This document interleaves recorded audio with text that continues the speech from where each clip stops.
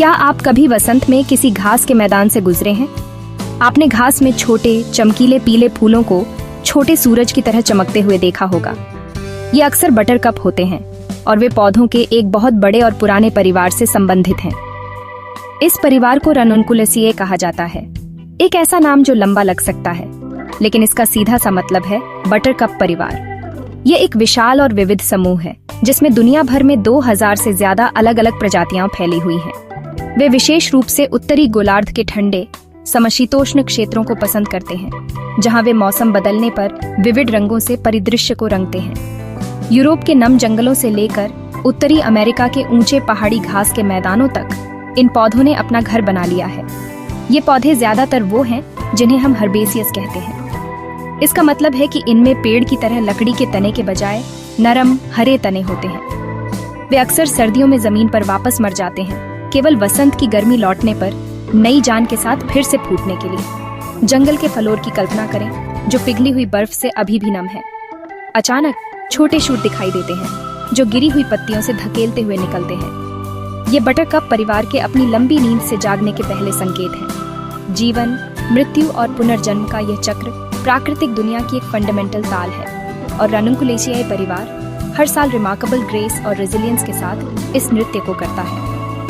रनुन्कुलेसिए नाम में ही एक सुराग है कि ये पौधे कहाँ उगना पसंद करते हैं। यह लैटिन शब्द राना से आया है, जिसका मतलब है छोटा मेंढक। यह एक अद्भुत संकेत है जो बताता है कि इनमें से कई पौधे मेंढकों की तरह नम जगहों पर या उसके पास रहना पसंद करते हैं। आप उन्हें धाराओं के किनारों, दलदली खेतों और गीले जंगलों में पनपते हुए पा सकते हैं। उनकी जड़ें समृद्ध काली मिट्टी से नमी खींचती हैं। उनकी उपस्थिति एक स्वस्थ, पानी से भरपूर वातावरण का संकेत है, एक इकोसिस्टम का एक महत्वपूर्ण हिस्सा जो कीड़ों से लेकर उभयचरों तक जीवन के अनगिनत अन्य रूपों का समर्थन करता है। तो अगली बार जब आप एक खुशमिजाज बटरकप देखें तो याद रखें कि यह एक विशाल विश्वव्यापी परिवार का हिस्सा है। ये एक ऐसा परिवार है जिसकी जड़ें पुरानी हैं, जो लाखों साल पहले की हैं। ये पौधे हमसे बहुत पहले यहाँ थे और उन्होंने हमारे ग्रह के कई अलग अलग कोनों में जीवित रहने के लिए खुद को अनुकूलित किया है। वे सिर्फ सुंदर फूल नहीं हैं, वे सर्वाइवर,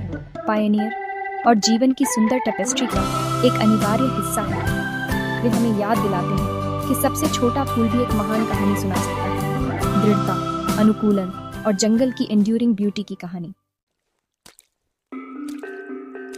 अगर हम बटरकप परिवार के सदस्यों को करीब से देखें तो हम देख सकते हैं कि उनमें कुछ खास विशेषताएं हैं, जैसे परिवार की समानता। उनकी पत्तियां अक्सर काफी डिस्टिंक्टिव होती हैं। कई पत्तियों के छोटे छोटे खंडों में विभाजित होती हैं, जिससे एक डेलिकेट, लगभग फेदरी अपीयरेंस बनती है। एक हाथ की कल्पना करें जिसमें कई उंगलियां फैली हुई हों। ये आकार पौधे को ज्यादा से ज्यादा धूप पकड़ने में मदद करता है, खासकर अगर वह शेडी जंगल के फ्लोर पर उगता है। कभी कभी पत्तियां पौधे के आधार पर एक सर्कल में व्यवस्थित होती हैं, जिसे बेसल रोजेट कहा जाता है, जो वसंत में दूसरों लंबे पौधों के बढ़ने से पहले एक अच्छी शुरुआत पाने की एक क्लेवर स्ट्रैटेजी है। फूल वो जगह है जहां यह परिवार वास्तव में अपनी क्रिएटिविटी दिखाता है। वे अक्सर अपने डिजाइन में वंडरफुली सिंपल होते हैं। पंखुड़ियां, जो पीले, सफेद, नीले या लाल हो सकती हैं, आमतौर पर एक दूसरे से अलग होती हैं। एक ट्यूब में फ्यूज नहीं होती है। एक मुख्य विशेषता केंद्र में आप बड़ी संख्या में स्टेमेंस देख सकते हैं। स्टेमेंस वो छोटे डंठल होते हैं जो पॉलन पैदा करते हैं। एक बटरकप फूल में वे एक घनी सुनहरी गुच्छ बनाते हैं। स्टेमेंस की यह प्रचुरता मधुमक्खियों और मक्खियों जैसे आने वाले कीड़ों के लिए एक जेनरस ऑफरिंग है, यह सुनिश्चित करते हुए कि पॉलन एक फूल से दूसरे फूल तक प्रभावी ढंग से फैलता है, जो बीज बनाने के लिए आवश्यक है। फूल के ठीक बीच में एक और महत्वपूर्ण सुराग है, अंडाशय। कई अन्य फूलों में एक सिंगल अंडाशय के बजाय रनुन्कुलेसिए फूलों में आमतौर पर कई छोटे अलग अलग अंडाशय होते हैं। इनमें से प्रत्येक पॉलिनेशन के बाद अपना टाइनी फल विकसित कर सकता है। इसे सुपीरियर अंडाशय के रूप में जाना जाता है, जिसका अर्थ है कि यह उस बिंदु से ऊपर बैठता है जहां पंखुड़ियां और सीपल्स जुड़े होते हैं। इस व्यवस्था को फूलों वाले पौधों की दुनिया में एक बल्कि प्रिमिटिव ट्रेट माना जाता है, उनके एवोल्यूशनरी हिस्ट्री की एक झलक। ये एक सरल लेकिन प्रभावी डिजाइन है जिसने इस परिवार को लाखों सालों तक अच्छी सेवा दी है। एक बार जब फूल पॉलिनेटेड हो जाता है और पंखुड़ियां गिर जाती हैं तो ये अलग अलग अंडाशय फलों में विकसित हो जाते हैं। इस परिवार में सबसे आम प्रकार का फल एक छोटा, सूखा, एक बीज वाला फल है जिसे एकेने कहा जाता है। यदि आप एक बटरकप के सिर को उसके फूलने के बाद देखते हैं तो आपको इन एकिन्स का एक छोटा गोल गुच्छा दिखाई देगा। प्रत्येक में एक सिंगल बीज होता है। जीवन का एक टाइनी पैकेज जो हवा या जानवर द्वारा बिखरने के लिए तैयार होता है, जिसमें एक नया पौधा बनने की क्षमता होती है।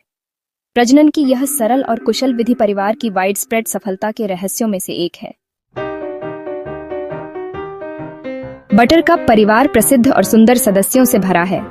प्रत्येक का अपना यूनिक कैरेक्टर है। शायद सबसे एलिगेंट में से एक लार्कस्पर है, जिसे वैज्ञानिक डेल्फिनियम के नाम से जानते हैं। इसके गहरे नीले, बैंगनी या सफेद फूलों के ऊंचे स्पायर किसी भी बगीचे में एक ब्रेथ टेकिंग नजारा होते हैं। डेल्फिनियम नाम ग्रीक शब्द डॉल्फिन से आया है, क्योंकि लोगों को लगता था कि फूल की कली का आकार डॉल्फिन की नाक जैसा था।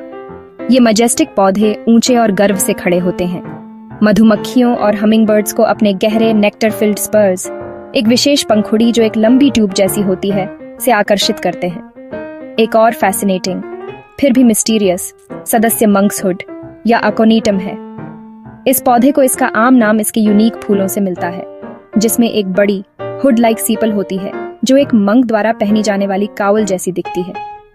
वे अक्सर पहाड़ी क्षेत्रों की शेडी, डैम्प मिट्टी में उगते हैं। उनके गहरे बैंगनी नीले फूल परिदृश्य में ड्रामा का एक स्पर्श जोड़ते हैं। जबकि सुंदर मंक्सहुड एक और कारण से प्रसिद्ध है। यह पूरे परिवार में सबसे जहरीले पौधों में से एक है। इसका फोल्कलोर और एंशिएंट मेडिसिन में एक लंबा इतिहास है। एक ऐसा पौधा जिसकी दूर से प्रशंसा की जानी चाहिए, लेकिन कभी भी लापरवाही से नहीं छूना चाहिए। फिर हमारे पास परिवार के क्लाइंबर्स हैं, लवली क्लेमेटिस।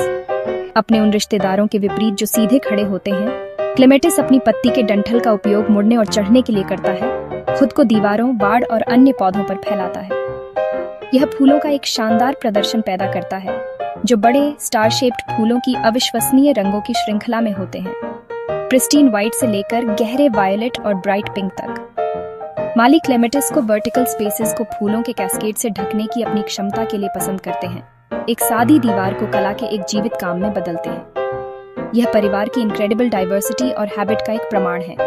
और हम डेलिकेट विंड फ्लावर या एनेमोनी को नहीं भूल सकते। इसका नाम ग्रीक शब्द एनेमोस से आया है, जिसका अर्थ है हवा, क्योंकि एक बार यह माना जाता था कि हवा ही इसके फूलों को खिलाती है।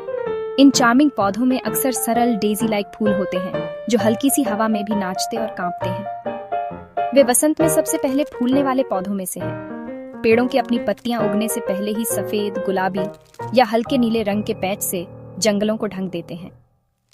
वे एक जेंटल और होपफुल संकेत हैं कि सर्दियां बीत चुकी हैं और दुनिया एक बार फिर जाग रही है। रैननकुलेसिए परिवार का मनुष्यों के लिए महत्व कॉन्ट्रास्ट की कहानी है। एक तरफ इन पौधों को उनकी अविश्वसनीय सुंदरता के लिए सराहा जाता है। सदियों से माली और पौधे प्रेमी उन्हें उनके ऑर्नामेंटल वैल्यू के लिए उगाते रहे हैं। एक क्लासिक कॉटेज गार्डन में शानदार डेल्फिनियम स्पायर्स या एक बैकयार्ड ट्रेलिस में रंग और जीवन जोड़ने वाली वाइब्रेंट क्लेमेटिस वाइन्स के बारे में सोचें। नर्सरी ने हजारों अलग अलग वैरायटीज या कल्टीवर्स विकसित किए हैं, जो रंगों, आकारों और साइज का एक स्टनिंग पैलेट प्रदान करते हैं। ये पौधे हमारे जीवन में खुशी और सुंदरता लाते हैं, जो हमें अपने बगीचों में ही प्राकृतिक दुनिया से जोड़ते हैं। दूसरी ओर इस परिवार में खतरे का एक गहरा धागा चलता है। इसके कई सदस्य जहरीले होते हैं। यह एक डिफेंस मैकेनिज्म है, एक केमिकल शील्ड जो लाखों सालों में विकसित हुआ है ताकि पौधों को कीड़ों और चरने वाले जानवरों द्वारा खाए जाने से बचाया जा सके। जहर अक्सर अल्कलॉइड्स होते हैं, शक्तिशाली कंपाउंड्स जो इंजेस्टेड होने पर हानिकारक हो सकते हैं। मंक्सहुड या अकोनिटम शायद सबसे कुख्यात है, लेकिन यहाँ तक कि खुशमिजाज बटरकप रैननकुलस में भी ऐसे रसायन होते हैं जो त्वचा में जलन पैदा कर सकते हैं और खाने पर जहरीले होते हैं। यह प्रकृति का एक महत्वपूर्ण सबक है। सुंदरता और खतरा अक्सर साथ साथ मौजूद हो सकते हैं। दिलचस्प बात यह है कि यही विषाक्तता परिवार के औषधीय महत्व का स्रोत भी है। हजारों सालों से विभिन्न संस्कृतियों के लोगों ने इन पौधों की थोड़ी नियंत्रित मात्रा का सावधानी पूर्वक पावरफुल मेडिसिन के रूप में उपयोग किया। यह सिद्धांत कि खुराक ही जहर बनाती है, यहाँ बहुत सच है। गोल्डन सीड हाइड्रास्टिस कैनेडेंसिस जैसे पौधों का पारंपरिक हर्बल मेडिसिन में उनके एंटीबायोटिक प्रॉपर्टीज के लिए उपयोग किया गया है। यहाँ तक कि अत्यधिक जहरीले मंक्स वुड का भी ऐतिहासिक रूप से पेन रिलीवर और सेडेटिव के रूप में उपयोग किया गया था, लेकिन केवल उन विशेषज्ञों द्वारा जो इसकी इमेंस पावर और क्यूर और पॉइजन के बीच की पतली रेखा को समझते थे।